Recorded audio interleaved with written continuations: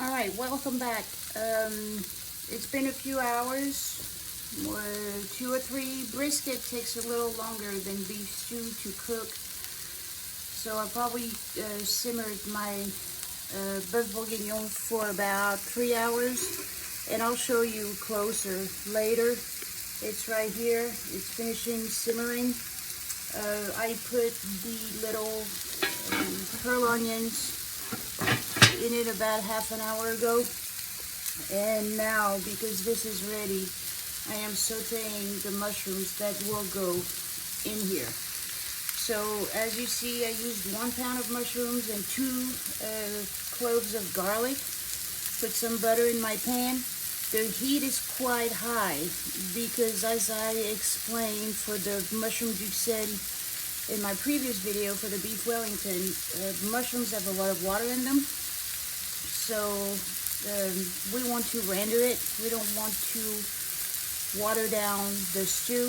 And plus, I like my my mushrooms to be kind of brown because it's flavor, and it's just gonna add one more layer of kind of that meaty flavor to the stew. So I'm on almost high heat right here, between high and medium high. And I'm just sauteing them, trying to get rid of the water.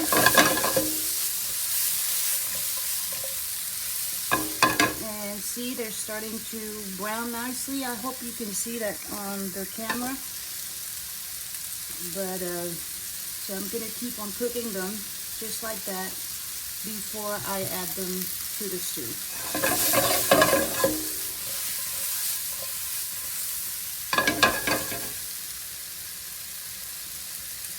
Okay, let me show you now the consistency of the stew.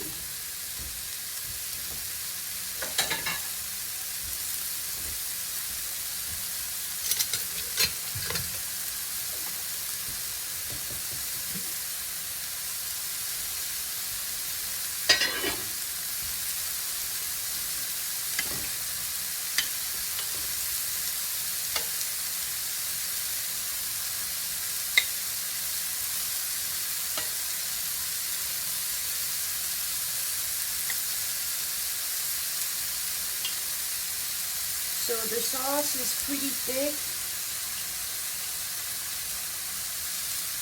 The sauce has thickened up quite a bit. I mean, it's still pretty liquid, but it's not nicely thick, and it kind of what's the word I'm looking for? I mean, it sticks nicely to the meat.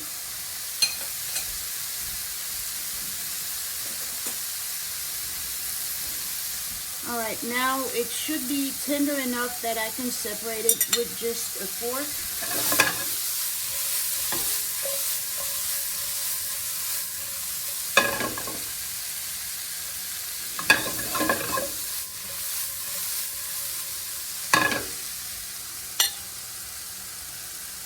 See, it's all right, and I have my pieces of carrots and my little bacon pieces that have shrunk to not much at all.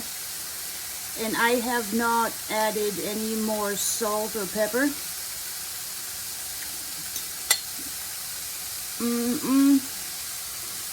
My mom always told me I shouldn't speak with my mouth full. I'm sorry, Mom.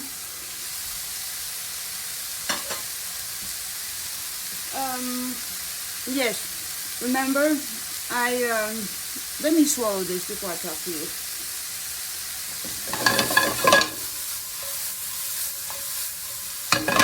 Okay, so I season as I went. I seasoned my meat, and then I seasoned my vegetables, and that was kind of enough. With this saltiness of the bacon too, all of that helped to have kind of the perfect seasoning. So, but always try though, because you may need to add a little more. And but ideally, when you season as you go, it should be about done at the very end without you having to add too much. Okay, my mushrooms are about ready.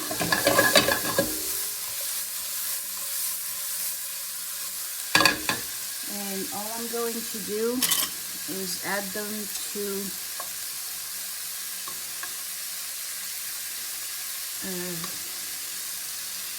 the pot and just serve that straight out of the pot, family style.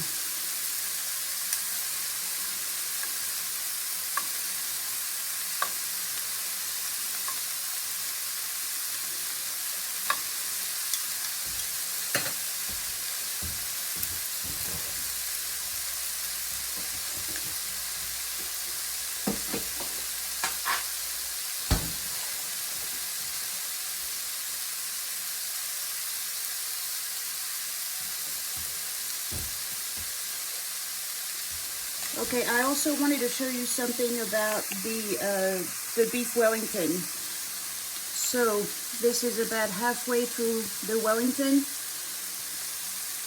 and see, this is where I had that cut that I really didn't want. And as you can see on this side, on the bottom, it was soggy because the juices kind of ran. On this side, it was tight. My seal was tight, but right here, the juices kind of ran out. And the comment from my family, who's eaten that, you know, quite a lot, was that it was good, but not quite as juicy as usual because it had lost some of the juices while it cooked because of that cut right here. So again, when you make that beef Wellington, make sure to have the whole piece of filet with no cuts. The whole thing, so it doesn't leak anything. But I mean, it's been in the fridge since then, so the meat has retracted, but it was good. I mean, there was no gap right here between the puff pastry and the meat and the duxelles, so that was a success. So beef Wellington, my family thanks you because they really liked it.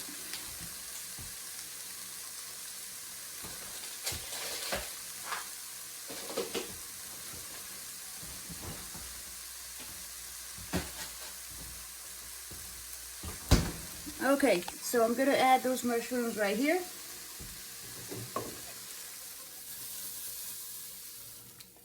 And that's it.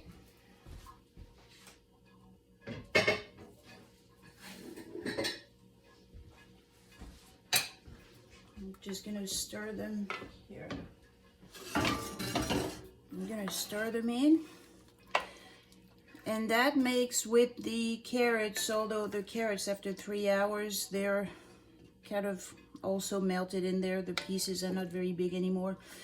Don't forget before you serve to remove the bay leaves. We don't want to eat that. I had 3 of them in there. Here is number 2. And let's see if I can find number 3 somewhere in there. But mix your mushrooms in. I'm not going to do anything right now because we'll probably eat that. My husband was asking, say, when do we eat this? I say, well, later. So here, it's ready. Before, I'm not going to do it now because it would it would have no sense. But remember, we have those 2 tablespoons of chopped parsley left from the recipe that I will just sprinkle on top when I serve it. And may make mashed potatoes to go with them. But with the meat and the mushroom, it could be a meal in itself. But it's always good to add either a side salad, some roasted broccoli, mashed potatoes. Last time I made this, I served it over pasta. You know, those bow tie pasta, that works too. I mean, that is, for this kind of weather, this is the perfect comfort food. I mean, it sticks to your ribs. It's awesome. And I still have that bay leaf I can't find, but it's in there. We will find it eventually. So see, even my onions have kind of disappeared in there. I can't find them. Anyway, I mean, they're in there, they're in pieces. So when the recipe tells you to add them right at the beginning, please don't, because this is what happens. And my first video took forever to upload, so they've been sitting in there for longer than I wish it would have. But anyway, just add them at the end. Here is one. All right, the pearl onion. So add them. Here's another one. Add them about 30 to 40 minutes before the end of cooking, and that is that'll work just fine. Okay, so I'm gonna next we're gonna go over rack of lamb. I love rack of lamb. I had planned on getting a rack of lamb that was not French, but well, with all the snow and all that stuff, couldn't get one of those. But I do have one in my freezer. I actually have a few of them that I bought when they were on sale because they're pretty expensive. So I'm gonna thaw one. I will send the recipe to Chef Cat. She will post it on Blackboard along with this video. And we will make a rack of lamb this week. And hopefully next week we can see each other and get on with the class in person. So I hope you guys are staying safe and warm, and I will see you a little later for the rack of lamb video. You guys have a good day. Bye-bye.